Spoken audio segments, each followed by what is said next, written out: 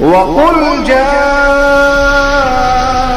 الْحَقُّ وَزَهَقَ الْبَاطِلُ إِنَّ الْبَاطِلَ كَانَ زَهُوقًا۔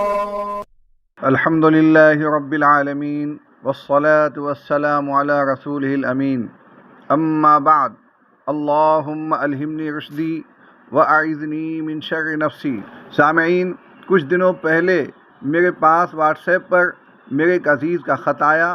اس خط کو پڑھ کر مجھے تکلیف ہوئی کہ لوگ دوسروں کی اچھی خاصی زندگی اور مسرت بھرے لمحات میں زہر گھول کر خوش کیوں ہوتے ہیں، وہ بھی ایسے لوگ جن کا دعویٰ ہے کہ ہم دین کے داعی ہیں، ہم سنت کے پیروکار ہیں۔ پہلے وہ خط سن لیجئے، اس کے بعد میرا تبصرہ۔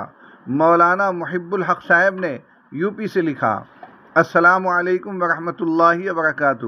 حضرت استاد محترم دامت برکاتہم العالیہ، امید ہے کہ آپ خیر و عافیت سے ہوں گے۔ حضرت، ایک پریشانی میں مبتلا ہو گیا ہوں۔ ہماری مسجد کی کمیٹی بہت ہی پریشان کر رہی ہے۔ امامت کے ساتھ ساتھ بچوں کو بھی پڑھانا ہوتا ہے مجھے، لیکن اب ان لوگوں نے ایک نیا کام لینا شروع کر دیا ہے، بلکہ دباؤ بنا رہے ہیں مجھ پر کہ آپ کو گشت اور ملاقات اور تعلیم میں بھی شامل ہونا ہوگا، بچوں کی پڑھائی کے درمیان میں ہی، اور مجھ سے سالانہ تبلیغ میں 4 ماہ لگانے کا مطالبہ بھی کرنے لگے ہیں، جس میں 4 ماہ کی تنخواہ بھی کٹے گی۔ مجھے کیا کرنا چاہیے؟ رہنمائی فرمائیں۔ سامعین، یہ خط پڑھ کر مجھے دکھ ہوا کہ انہیں کیا مشورہ دوں۔ میں نے یہ کہا کہ اپنی کمیٹی کو سمجھائیں کہ مروجہ تبلیغی جماعت میں جانا فرض و واجب نہیں ہے، سنت اور مستحب بھی نہیں ہے، بلکہ بہت سے بہت مباح ہے، وہ بھی اس شرط کے ساتھ کہ اس میں کوئی منکر شامل نہ ہو۔ منکرات شامل ہو جائیں تو وہ مباح عمل بدعت ہو جاتا ہے اور اس کا چھوڑنا واجب۔ اگر وہ مان لیں تب تو بہت اچھا، ورنہ کوئی نئی جگہ دیکھ لیں۔ مباح عمل کو اس کے مقام سے بڑھا دینا گناہ ہے۔ دارالعلوم دیوبند کا فتویٰ ہے، مباح سے مراد شریعت میں ایسا عمل ہوتا ہے جس کے کرنے اور نہ کرنے دونوں کا اختیار ہو۔ کسی مباح کام کو فرض و واجب سمجھنا اور نہ کرنے والوں کو برا سمجھنا بدعت کہلاتا ہے۔ شریعت میں اس پر سخت وعید آئی ہے۔ جس عمل کا جو درجہ متعین ہے اس کو وہی درجہ دینا ضروری ہے۔ اپنی طرف سے مباح کام کو فرض سمجھنا جائز نہیں ہے۔ سامعین، مروجہ تبلیغی جماعت عوام کی اصلاح کے لیے شروع کی گئی تھی، مگر ایک طویل عرصے سے علماء، مفتیان اور مشائخ کو بھی زبردستی جماعتیایا جا رہا ہے، جو بہرحال غلط ہے۔ صورتحال یہ ہے کہ جن مسجدوں پر مروجہ تبلیغی جماعت کا قبضہ ہے، وہاں اماموں کو مروجہ تبلیغی جماعت کے اعمال میں ضرور لگاتے ہیں، اور جو امام دلچسپی نہ لے تو اسے مسجد سے نکال دیتے ہیں۔ جماعت والے یہ سمجھتے ہیں کہ دین کا کام تو بس ہم ہی کر رہے ہیں۔ مسجد کی امامت اور مکتب کی تعلیم تبلیغ نہیں ہے، جمعہ کی خطابت بھی تبلیغ نہیں ہے، اس لیے تبلیغی جماعت میں ان کا جانا بھی ضروری ہے۔ حالانکہ تبلیغ تو یہ علماء ہی کرتے ہیں، خواہ وہ امامت کی صورت میں ہو، تعلیم کی صورت میں ہو، خانقاہ کی صورت میں ہو، مناظرے کی صورت میں ہو، تصنیف کی صورت میں ہو، تقریر کی صورت میں ہو۔ جب یہ علماء تبلیغ میں پہلے ہی سے مصروف ہیں، اس کے باوجود ان پر ایسے کام پر دباؤ ڈالنا جو اللہ اور رسول کا فرمان نہیں ہے، جو خالص ایجاد بندہ ہے، جس میں منکرات کی بھرمار ہو چکی ہے، اماموں کو زبردستی اس میں کھپانا اور جو اس سے تعلق نہ رکھے اسے امامت سے نکال دینا ہرگز جائز نہیں ہے۔ دارالعلوم دیوبند کا یہ فتویٰ سنیے: مسجد کے امام صاحب کو تبلیغی ہفتہ واری بیانات میں بیٹھنے کے لیے مجبور کرنا صحیح نہیں ہے۔ تبلیغ کا کام اپنے شوق و رغبت سے کرنے کا کام ہے، اس کے لیے کسی کو مجبور کرنا صحیح نہیں ہے۔ ہاں، اگر امام صاحب اپنی خوشی سے خود ہی تعاون فرما دیں تو عوام کو اس کی قدر کرنی چاہیے۔ جامعہ بنوریہ عالمیہ نے لکھا: کوئی بھی عالم یا مسجد کا امام اور متبع سنت عالم گاہے گاہے اپنی مرضی و خوشی سے تبلیغی مجالس و بیانات میں شامل ہوا کرے تاکہ اس کی وجہ سے عام لوگوں کی اصلاح ہو سکے، تو اس کی یہ شرکت باعث اجر و ثواب ہوگی۔ مگر امام مسجد کو تبلیغی بیانات میں بیٹھنے پر مجبور کرنا اور کسی عذر کی بنا پر یا بغیر کسی عذر کے ان مجالس میں شرکت نہ کرنے کی وجہ سے امام مسجد کی بے کرامی کرنا یا اس کو امامت سے فارغ کر دینا شرعاً جائز نہیں ہے، اس سے احتراز لازم ہے۔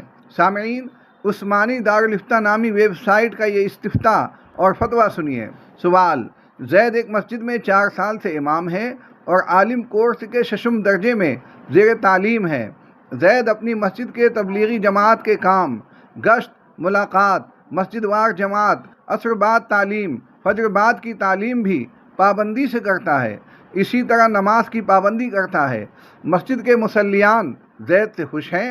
مسجد کے ذمہ دار زید کو یہ الزام دے کر امامت سے بے دخل کرنا چاہتے ہیں کہ زید تبلیغی جماعت کے مذکورہ بالا امور میں حصہ نہیں لیتا، اور انہوں نے اسی بات کو کہہ کر امام کی تلاش شروع کر دی ہے۔ سوال یہ ہے کہ ذمہ داروں کا صرف اس بنیاد پر کہ تبلیغی امور میں حصہ نہیں لیتا امام کو ہٹانا شرعاً کیسا ہے؟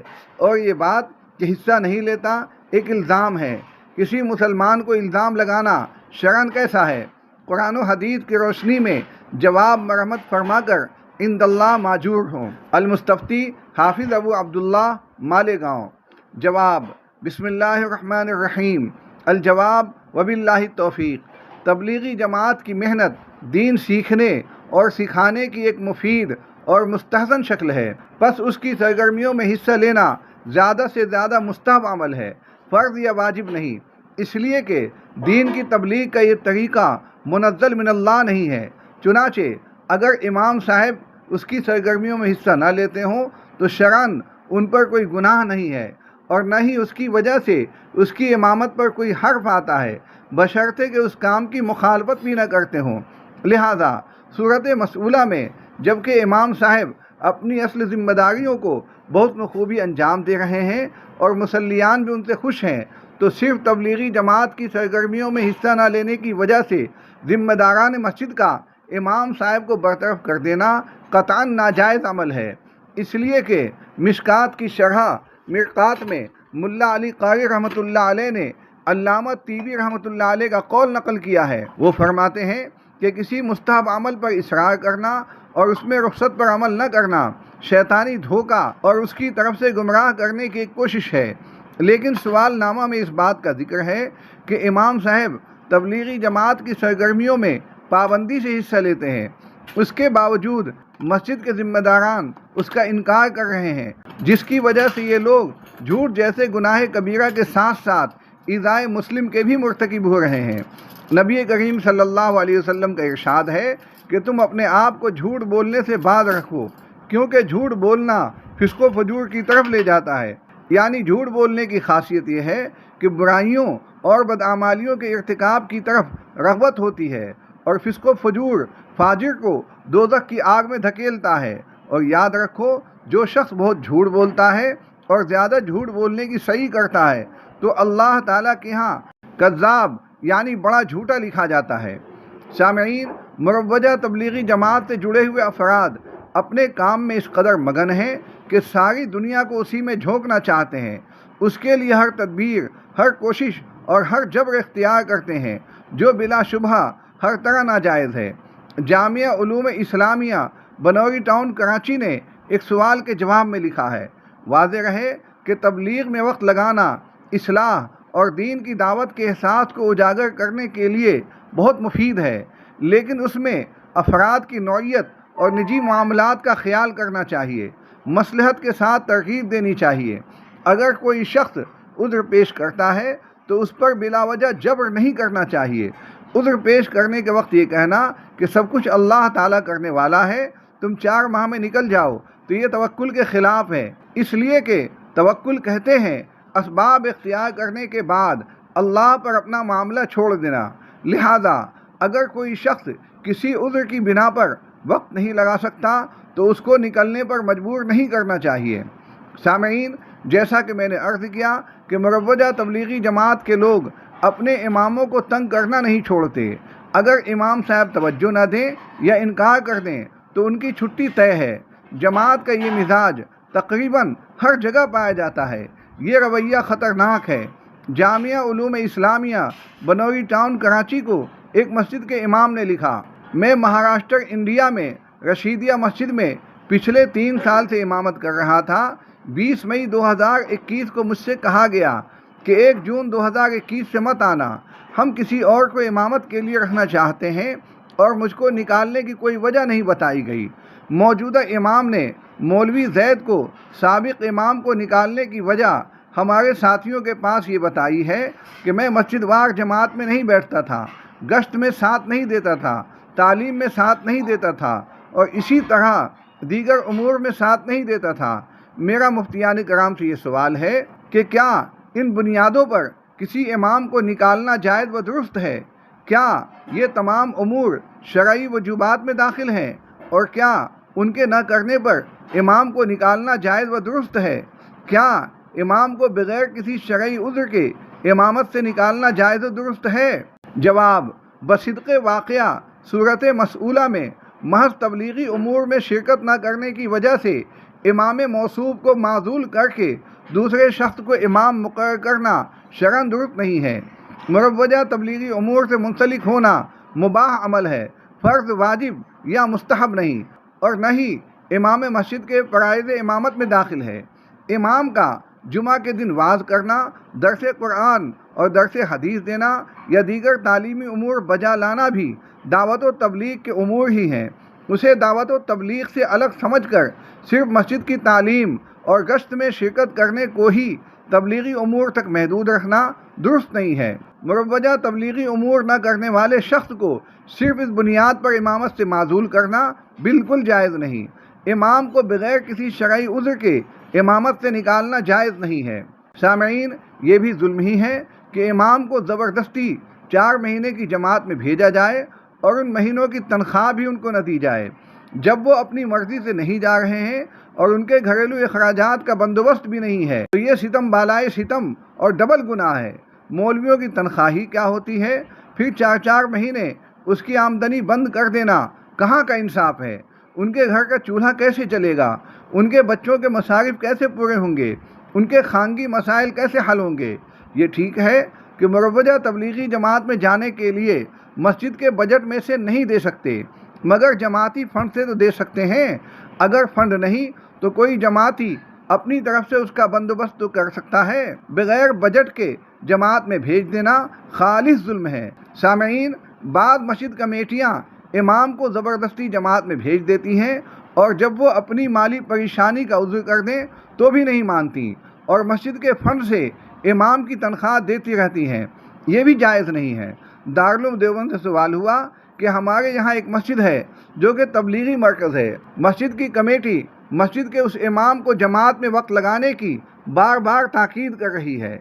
इमाम साहब अपने घर के अखराजात की वजह से जमात में वक्त लगाने से पसोपेश कर रहे हैं, लेकिन कमेटी इमाम साहब को 4 महीने की एडवांस तनख्वाह देकर जमात में भेज रही है। सवाल यह है कि इमाम साहब का बग़ैर खिदमत के मस्जिद का पैसा लेकर जमात के लिए 4 महीने जाना कैसा है?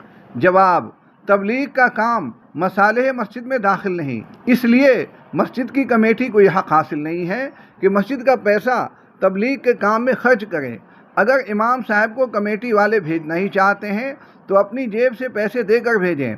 मस्जिद का पैसा सिर्फ मस्जिद की ज़रूरियात व मसाले में खर्च करना चाहिए। सामईन, कुछ लोग ज़कात की रकम लेकर मुरव्वजा तबलीगी जमात में जाते हैं, तो सवाल ये है कि क्या ऐसा करना दुरुस्त है? इस सिलसिले में जामिया बनोरी टाउन कराची का फतवा सुनिए। महज तबलीग में जाने के लिए किसी से ज़कात वसूल करना बेहतर नहीं है।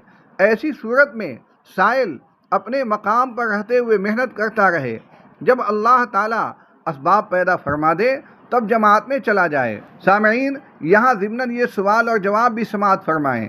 क्या फरमाते हैं उलमाए दीन व मुफ्तियान शरअ मतीन मसले ज़ैल के बारे में कि आजकल जैसा कि तबलीगी इज्तिमा औरतों और मर्दों का होता रहता है और लोग उसमें खाने पीने का इंतज़ाम ज़कात के पैसे से करते हैं और इस लाइन की दूसरी ज़रूरतों में भी उस पैसे को लगाते हैं, क्या इस तरह करने से ज़कात देने वाले की ज़कात की अदायगी हो जाएगी या नहीं, और इस्तेमाल करने वाले के लिए ये जायज़ है या नहीं? कुरान व हदीस की रोशनी में मुफस्सल जवाब तहरीर फरमाकर शुक्रिया का मौका इनायत फरमाएँ। बेइस्मिही सुब्हानहू व तआला, الجواب وباللہ التوفیق۔ زکوٰۃ کی صحت کے لیے تملیغ ضروری ہے جو سوال میں مذکور صورتوں میں نہیں پائی جاتی، لہذا اس طرح زکوٰۃ کی ادائیگی درست نہیں ہے۔ جو رقم ان مصارف میں خرچ ہوئی ہے وہ تبرع ہوگی، زکوٰۃ کا فریضہ ذمہ سے ساقط نہیں ہوگا۔ مستفاد فتاوی عالمگیری جلد نمبر 1 صفحہ نمبر 188۔ سامعین، خلاصہ یہ ہے کہ مروجہ تبلیغی جماعت میں جانا مباح بھی اس صورت میں ہے جبکہ اس میں منکرات کی ملاوٹ نہ ہو۔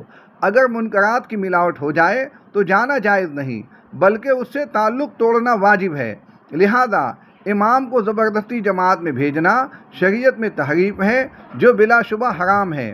اللہ تعالیٰ امت مسلمہ کو تمام بدعات و خرافات سے بچائے۔ وآخر دعوانا ان الحمد للہ رب العالمین۔